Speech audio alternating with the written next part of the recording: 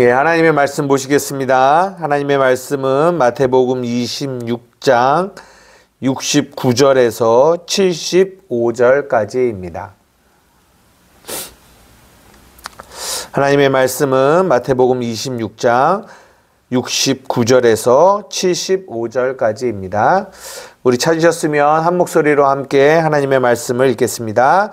시작! 베드로가 바깥들에 앉았더니 한 여종이 나와 이르되 너도 갈릴리 사람 예수와 함께 있었도다거늘 베드로가 모든 사람 앞에서 부인하여 이르되 나는 내가 무슨 말을 하는지 알지 못하겠노라 하며 앞문까지 나아가니 다른 여종이 그를 보고 거기 있는 사람들에게 말하되 이 사람은 나사렛 예수와 함께 있었도다 하매 베드로가 맹세하고 또 부인하여 이르되 나는 그 사람을 알지 못하노라 하더라. 조금 후에 곁에 섰던 사람들이 나와 베드로에게 이르되 너도 진실로 그 도당이라 내 말소리가 너를 표명한다 하거늘 그가 저주하며 맹세하여 이르되 나는 그 사람을 알지 못하노라 하니 곧 닭이 울더라. 이에 베드로가 예수의 말씀에 닭 울기 전에 내가 3번 나를 부인하리라 하심이 생각나서 밖에 나가서 심히 통곡하니라. 아멘. 예, 오늘은 마태복음 26장 69절에서 75절의 말씀을 중심으로 통곡이라는 제목으로 여러분들과 함께 말씀을 나누고자 합니다.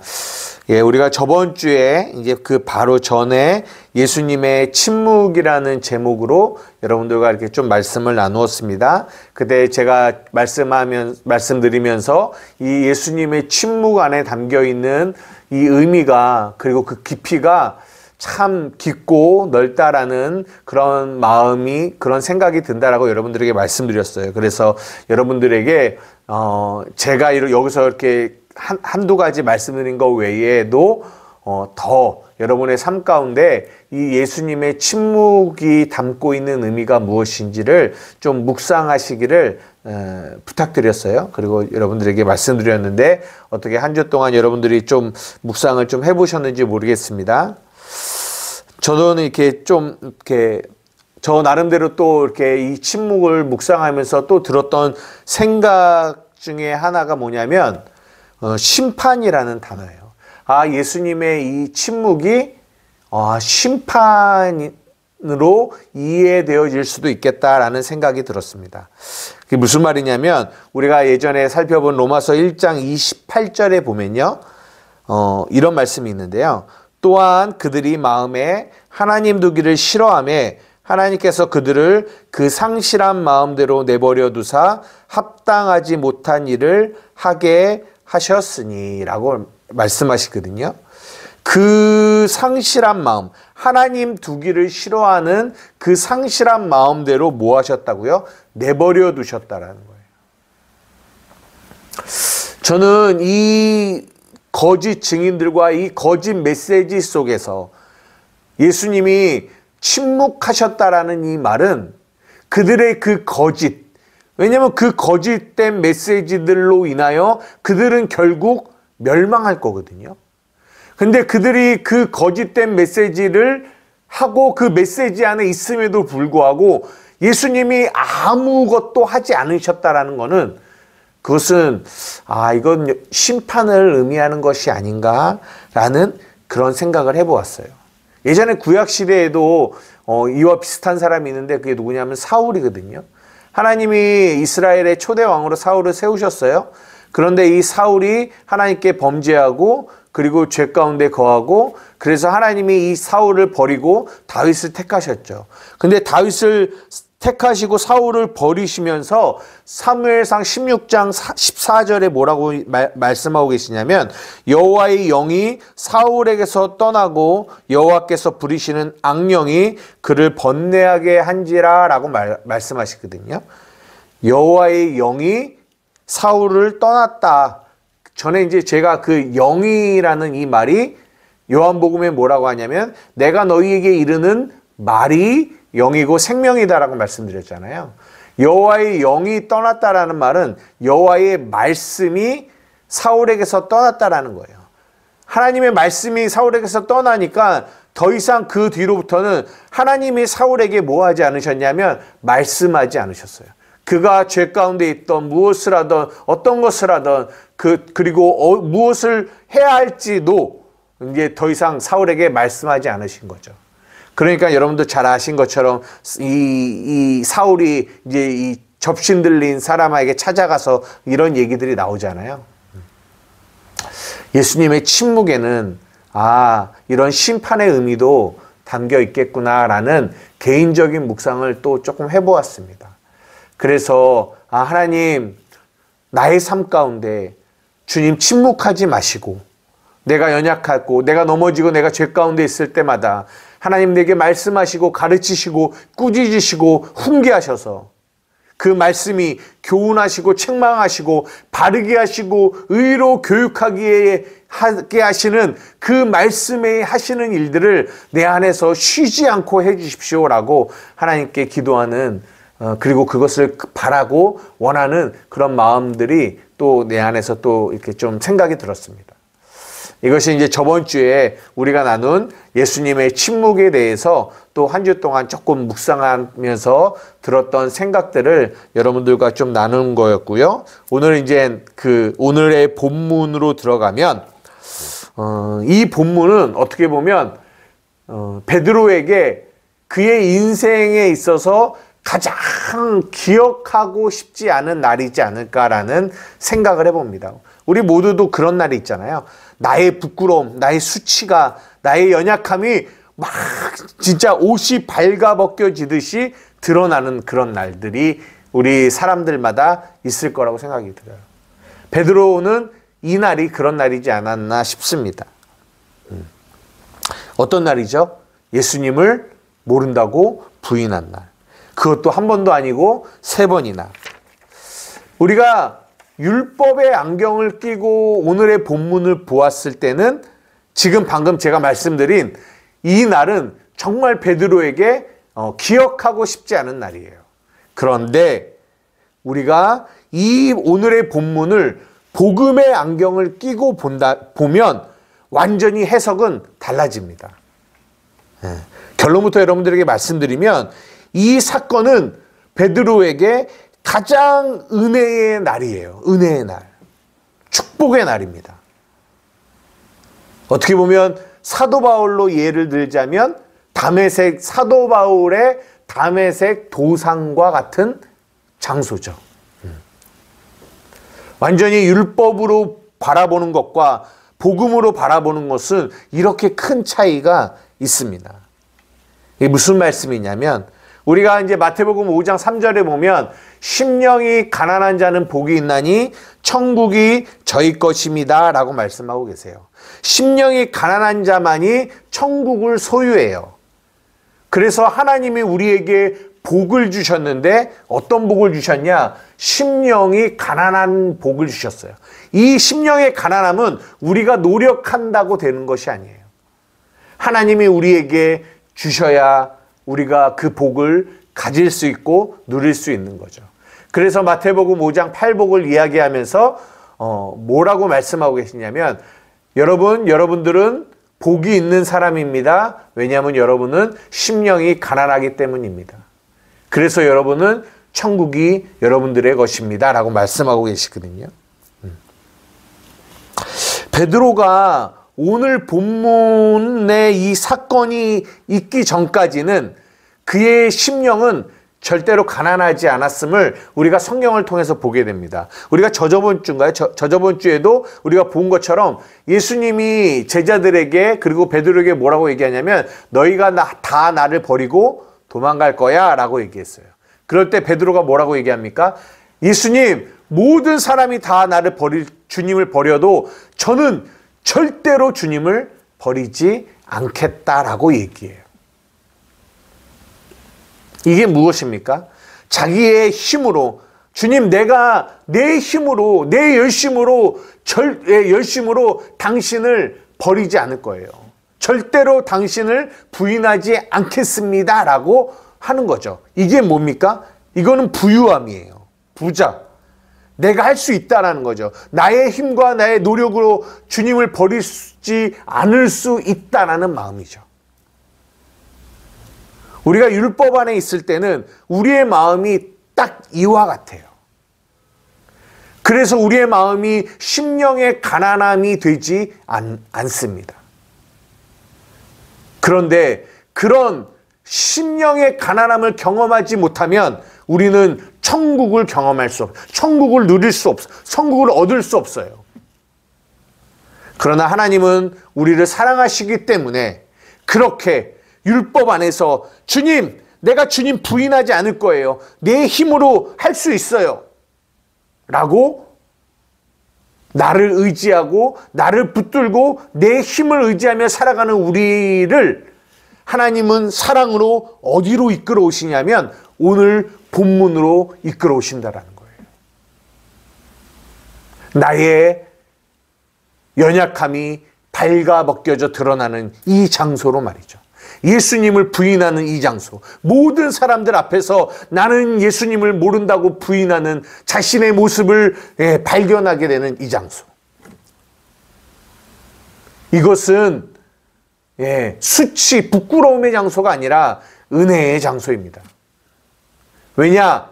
나의 가난함이 발견되어져야 그 심령의 가난함을 통하여 뭐가 오냐면 오늘 이 베드로가 했던 이 통곡이 나오게 되고 애통이 나오게 되고 가난함이 나오게 되고 그래야지만 천국을 누리고 하나님의 위로를 얻을 수 있기 때문이죠. 그런데 참 안타까운 것은 무엇이냐면 이 땅의 교회가 그리고 우리 안에 이런 심령의 가난함이 없다라는 거예요. 그러니까 더 먼저 말하자면 이런 통곡이 없어요. 이런 애통함이 없어요. 이 베드로의 통곡.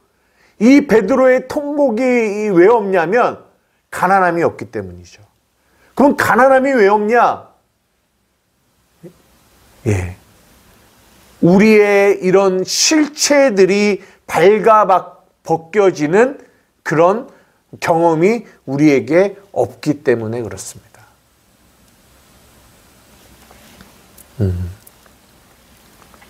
사랑하는 우리 한만교회 성도 여러분, 우리가 우리 교회 안에 정말 있어져야 하는 것이 이 베드로의 통곡이에요. 이 애통이에요. 나의 실체가, 나의 연약함이, 나의 죄성이 하나님 안에서 온전히 드러나게 되는 이런 베드로가 오늘 본문 안에서 베드로가 경험했던 이 경험들이 우리 안에 있어져야 된다는 거죠. 그래야지만 아까 우리가 찬양 시간에 고백했던 것처럼 주 없이 살 수 없습니다를 고백하며 그래야지만 정말 하나님의 은혜를 붙들게 되는 그 은혜 아니면 살아갈 수 없는 그런 삶을 살아가게 된다는 거죠. 이 땅의 교회의 문제는 오늘 이 본문의 사건이 우리 안에 점점점 사라지는 것. 이것이 우리의 문제며 이 땅의 교회의 문제예요. 눈물이, 애통이 사라지는 것들. 왜 사라질까요? 왜? 왜냐하면 우리는 우리의 이 연약함이 드러나는 것을 원하지 않아요. 나의 부끄러움이 드러나는 것을 원하지 않아요. 나의 약함이 드러나는 걸 원하지 않아요. 원하지 않으니까 전달하는 자도 그런 메시지를 전하지 않습니다. 그런 메시지를 전하지 않아요. 왜요? 듣기 싫어하니까요.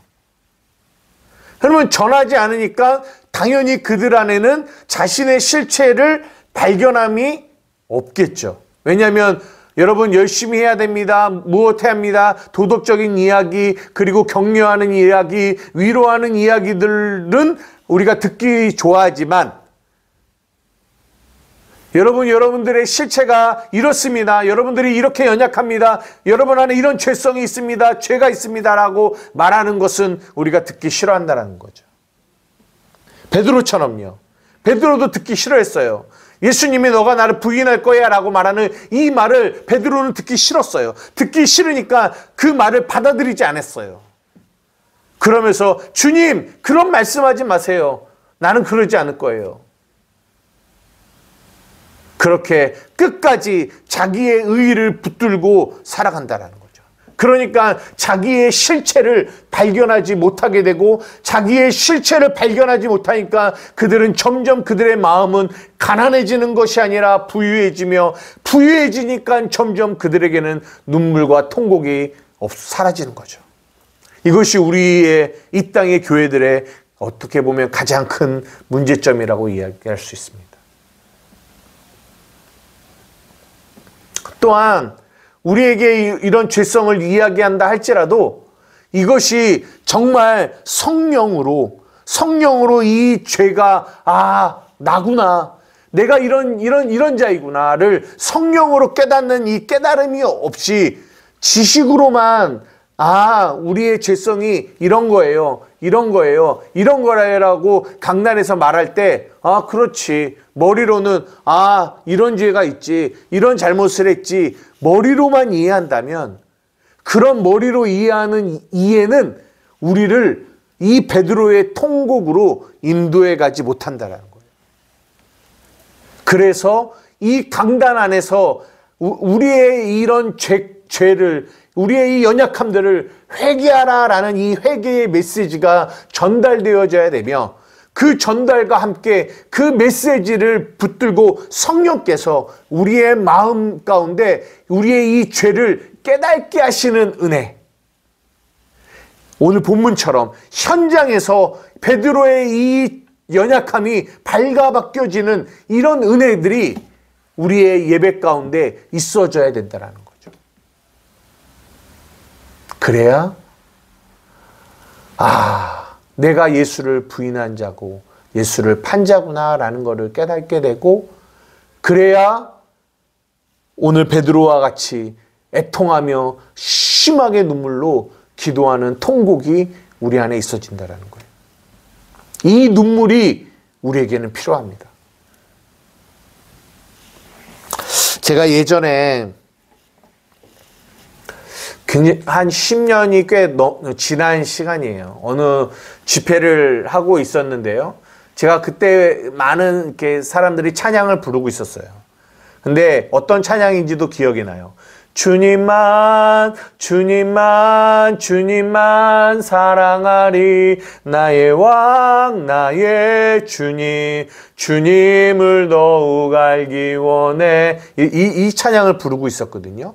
막 주위에 사람들이 눈물을 흘리면서 주님만, 주님만 사랑한다고 찬양을 하고 있는데, 제 마음 가운데 어떤 생각이 확 들어오냐면, 내가 주님을 사랑하지 않고 있다라는 이 마음이 제 안에 확 들어오는 거예요.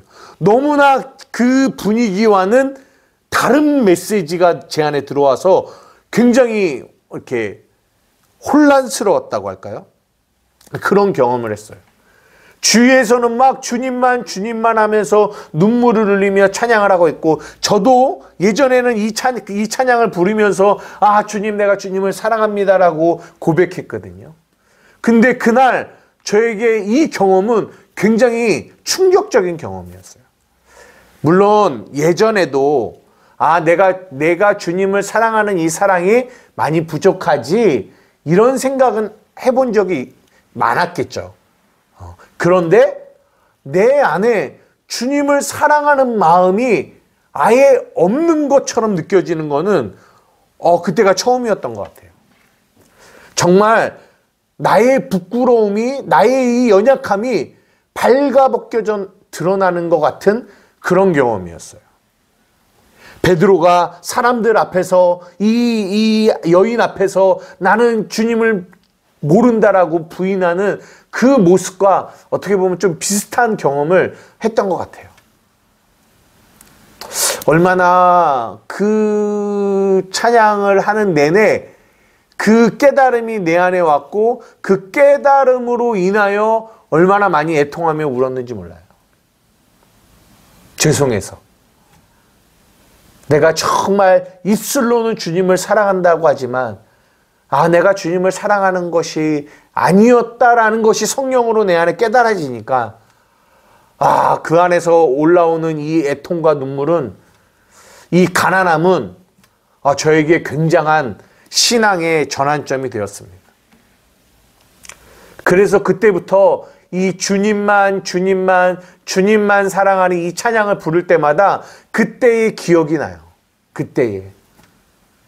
그러면서 내가 정말 입술로만 주님을 사랑하는 자가 아니라 내가 온 마음으로 주님을 사랑하는 그런 자가 되어야 되겠구나라는 생각을 이 찬양을 부를 때마다 다시 한번 이렇게 생각을 하게 되거든요. 오늘 이 본문을 바라보면서 저에게 그때의 그 기억과 오늘 이 베드로가 경험한 이 경험이 이렇게 연결되는 것들을 보게 됩니다.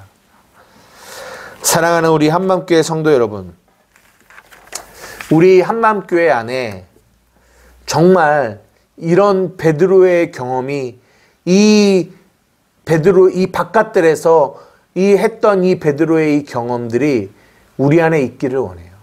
우리의 예배 가운데 있기를 원해요.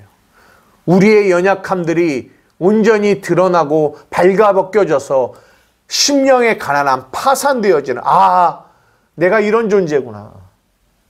내가 이렇게 죄인이구나. 내가 이렇게 하나님을 사랑하지 않는 존재인구나를 깨닫게 되기를 원해요.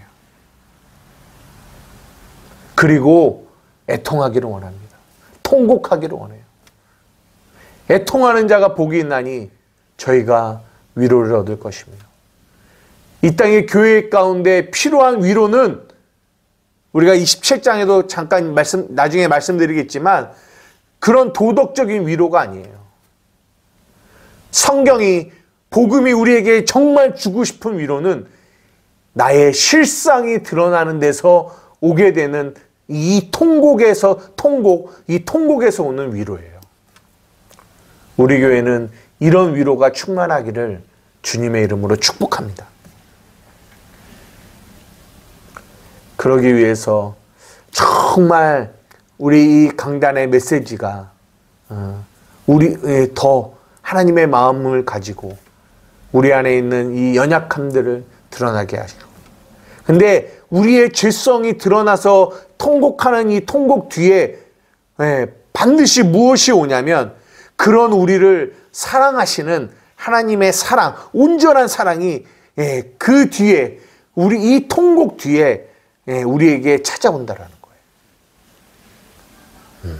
그럴 때 정말 우리의 어떠함이 아닌 하나님의 그 사랑이 나를 만드는 거고 나를 나되게 하는 거고 나를 잊게 하는 거구나라는 것을 깨닫게 돼요. 그래서 오늘 이 본문에 이 베드로가 예수님을 부인하는 이 부인은 율법 안에서 봤을 때는 부끄러운 일이지만 복음으로 봤을 때는 예수님이 사랑하는 베드로를 끌고 이 장소로 인도하여 그에게 하나님의 귀한 은혜를 경험하게 해준 장소라는 것입니다. 사랑하는 우리 한맘교회 성도 여러분, 여러분들의 삶 가운데 주님이 침묵하지 않으시기를 원해요. 주님이 여러분의 연약함들을 드러내시기를 원해요. 그것은 여러분들을 책망하기 위함이 아니라 여러분들을 사랑하심으로 여러분의 마음을 가난하게 만들고 그 가난을 통하여 애통하게 만드시는 하나님의 은혜임을 잊지 마시고 예수님이 여러분들을 끌고 이 베드로처럼 이곳으로 인도할 때 여러분들 그 안에서 하나님의 은혜를 경험하는 저와 여러분들 되기를 주님의 이름으로 축복합니다. 다 같이 기도하시겠습니다. 사랑과 은혜가 많으신 나의 아버지 하나님, 감사합니다. 오늘 마태복음 26장을 마무리하면서 이 베드로의 통곡에 대하여 아버지 우리가 잠시 말씀을 나누었습니다. 사랑하는 주님, 저도 마찬가지고 우리 한맘교회도 마찬가지고 하나님 우리에게 이 베드로의 통곡이 필요합니다.